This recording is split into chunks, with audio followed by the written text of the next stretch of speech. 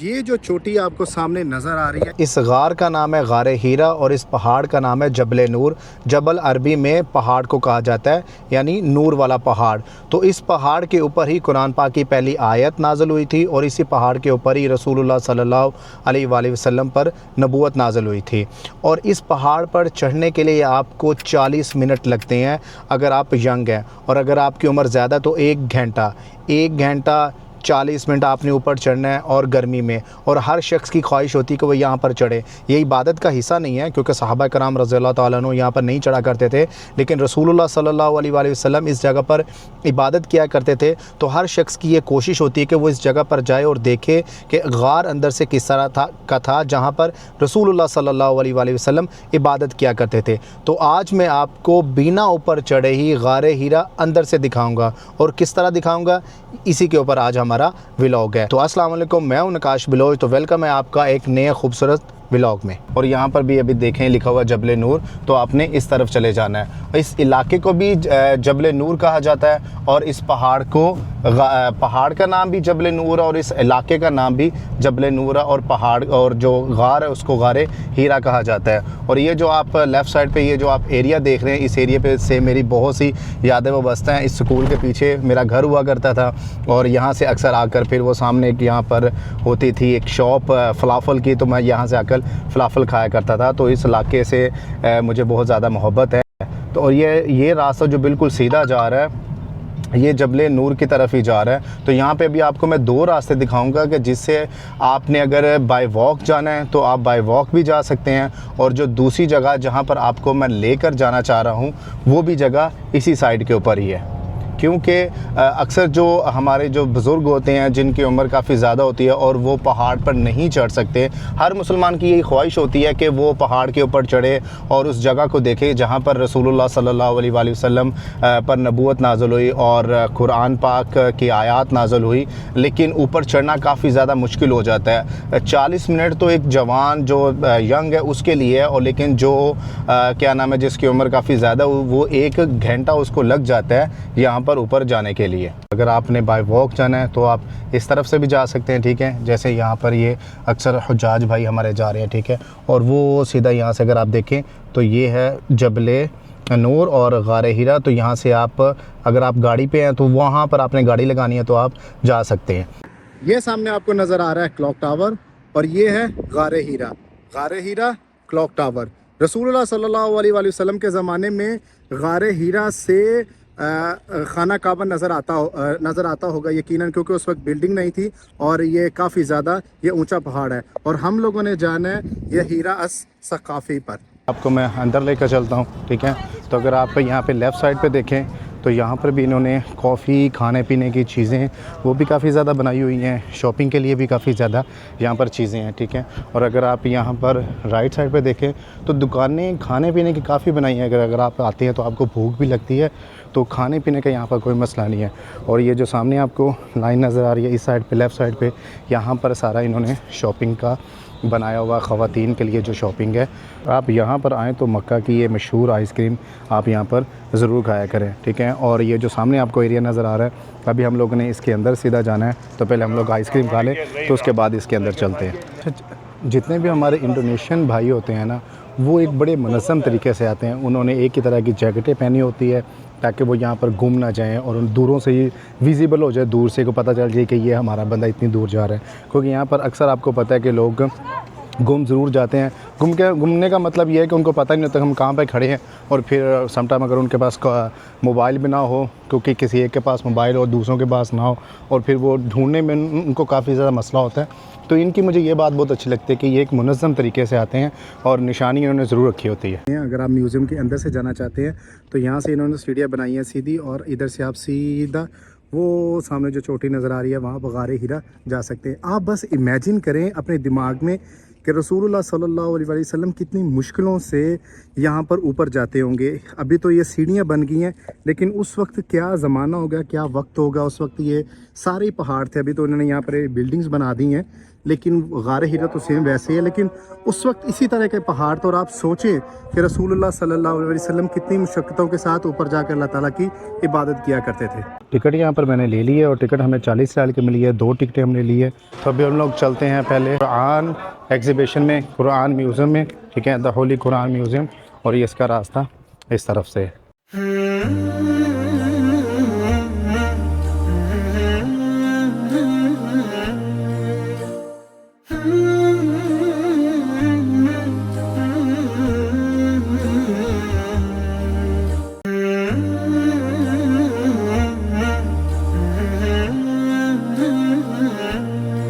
یہ جو قرآن پاک کے آیات لکھی ہوئی ہے یہ پتھر کے اوپر لکھی ہوئی ہے، اور یہ قرآن پاک کی جو آیات ہے یہ ہڈی کے اوپر لکھی گئی ہے، ٹھیک ہے، اور یہ جو قرآن پاک کی آیات ہے یہ لیدر جو چمڑا ہوتا ہے، اس وقت رسول اللہ صلی اللہ علیہ وسلم کے زمانے میں چمڑے کے اوپر بھی لکھا کرتے تھے، تو یہ وہ قرآن پاک کی یہاں پر آیات لکھی گئی ہیں۔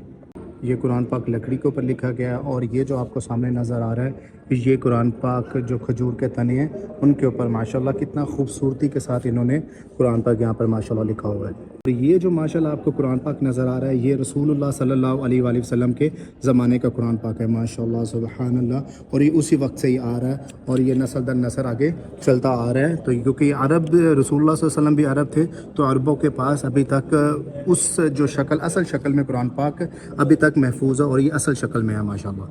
یہ پاکستان کے ایک خاتون ہیں جن کا نام نسیم اختر ہے، انہوں نے یہ قرآن مجید اپنے ہاتھوں سے کڑھائی کر کے لکھا ہے 32 سال کے عرصے میں۔ 10 جلدوں کے اندر یہ قرآن مجید ہے، یہ آپ کے سامنے صرف ایک جلد ہے، اس طرح کی 9 جلدیں اور ہیں۔ اس مکمل قرآن مجید کا جو وزن ہے وہ 55 کلو گرام ہے۔ اور یہ جو سامنے ماشاءاللہ آپ کو سبحان اللہ قرآن پاک نظر آ رہا ہے یہ بھی 1000 سال پرانا ہے، اور یہ ماشاءاللہ سبحان اللہ دنیا کا سب سے بڑا قرآن پاک ہے، اور یہاں پر Guinness book of world record نے اس کو کی طرف سے بھی ایک سرٹیفکیٹ بھی ہے کہ یہ دنیا کا ماشاءاللہ سب سے بڑا قرآن پاک ہے۔ یہ جو آپ کو چابیاں نظر آ رہی ہیں ماشاءاللہ یہ خانہ کعبہ کی چابی ہیں، ان چابیوں سے پہلے خانہ کعبہ کا ماشاءاللہ دروازہ کھولا جاتا تھا۔ یہ جو سامنے آپ کو وال نظر آ رہی ہے کتابوں کی دیوار، ٹھیک ہے، اس کے اندر قرآن پاک تو نہیں ہے، لیکن جو جتنے بھی احادیث ہیں ان کے سارے نسخے اس کے اندر محفوظ کیے گئے ہیں، اور اگر آپ نے کوئی بھی آ کر یہاں پر پڑھنا ہے تو یہاں پر آپ آ کر آپ ٹچ کر سکتے ہیں۔ جیسے یہ تفسیر لکھی ہے، تو اگر آپ نے کوئی بھی تفسیر پڑھنی ہے تو یہاں پر آپ کو ماشاءاللہ ساری انفارمیشن آپ کے سامنے آ جاتی ہے۔ یہ کتابوں والی جو دیوار ہے اس کے اندر انہوں نے ایک چھوٹا سا یہاں پہ ایک روم بھی بنایا ہوا، اور یہاں پر ان سب کی ماشاءاللہ تصویریں لگائی ہیں جنہوں نے دنیا میں سب سے خوبصورت قرآن پاک پڑھا ہوا ہے، جتنی پیاری تفسیر لغت کے ساتھ ماشاءاللہ پڑھا ہے۔ تو اگر جیسے ہم شیخ سدیس کے یہاں پہ پاس کھڑے ہوتے ہیں تو جیسے آپ کھڑے ہوتے ہیں تو آپ کو یہ دیکھیں ان کی آواز میں قرآن پاک سنائی دیتا ہے۔ تو جیسے ماشاءاللہ آپ تھوڑا سا آگے جاتے ہیں تو یہاں پر انہوں نے بہت ہی خوبصورت ایک تصور پیش کیا ہے۔ یہاں پر سامنے آپ کو زمین نظر آ رہی ہے جو 3D کے مدد سے انہوں نے بنائی ہے، ٹھیک ہے، اور یہاں پر انہوں نے ایک میپ دیا ہوا ہے، یہ پوری دنیا کا میپ ہے، اور اگر آپ کسی کے اوپر بھی کلک کرتے ہیں، جیسے میں یہاں پر ایشیا کے اوپر کلک کرتا ہوں تو ایشیا کے جتنے بھی زبان میں ایشیا میں جو زبانیں ہیں ان سب کی زبان میں یہاں پر ماشاءاللہ یہ کس طرح وہ جو اس ایریے کے یا اس علاقے کے یا اس ملک کے لوگ کس قرأت کے ساتھ یا کس یعنی وہ کہہ رہے تفسیر کے ساتھ قرآن پاک پڑھتے ہیں ماشاءاللہ۔ تو یہاں پر یہ ساری تصاویریں انہوں نے لگائی ہوئی ہے، جیسے یہ پاکستان ہے، اور یہ ازبکستان ہے، اور یہ ساؤتھ کوریا میں ہے جو قرآن پاک کس طرح پڑھا جاتا ہے، ٹھیک ہے، اور اگر آپ اس سائڈ پہ آ جائیں تو یہ انڈونیشیا ہے، اور یہ فلپائن ہے، اور یہ ہندوستان ہے۔ یہاں پر ماشاءاللہ غلاف کعبہ کے بھی انہوں نے پورا یہاں پر ایک پیس یہاں پر لگایا ہوا، اور یہ اصل میں غلاف کعبہ ہے۔ آپ اس کو ٹچ تو نہیں خیر کر سکتے، لیکن آپ کو میں نزدیک سے دکھاتا ہوں، اسے آپ دیکھ سکتے ہیں کہ ماشاءاللہ کتنا خوبصورت طریقے سے انہوں نے سونے کے ساتھ سونا کا جو دھاگا ہے اس کے ساتھ ماشاءاللہ لکھا ہوا ہے۔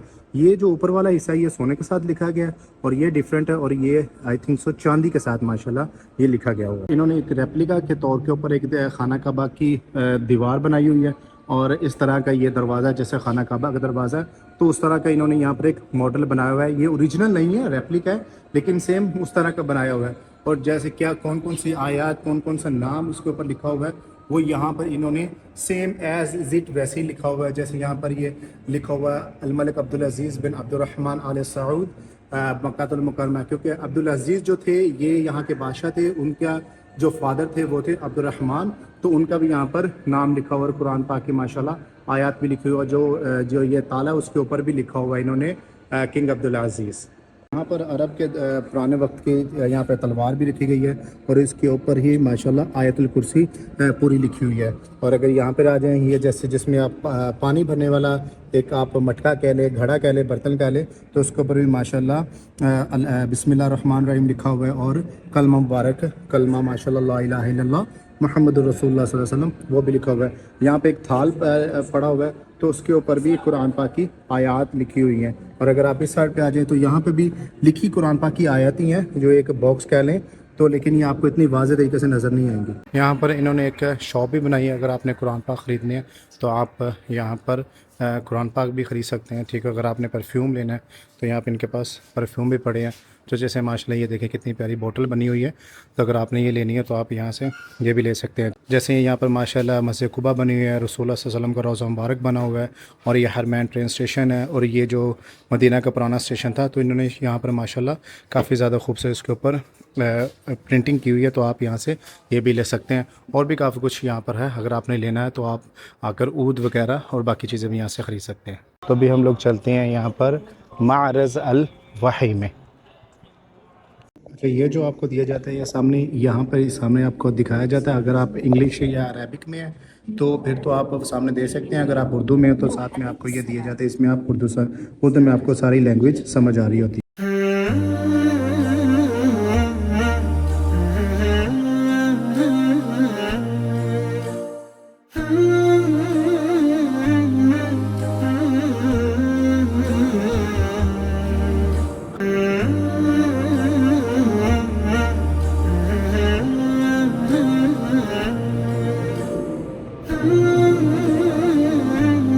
बिल्कुल इसी तरह का ये गारे हीरा है, ऊपर से पहाड़।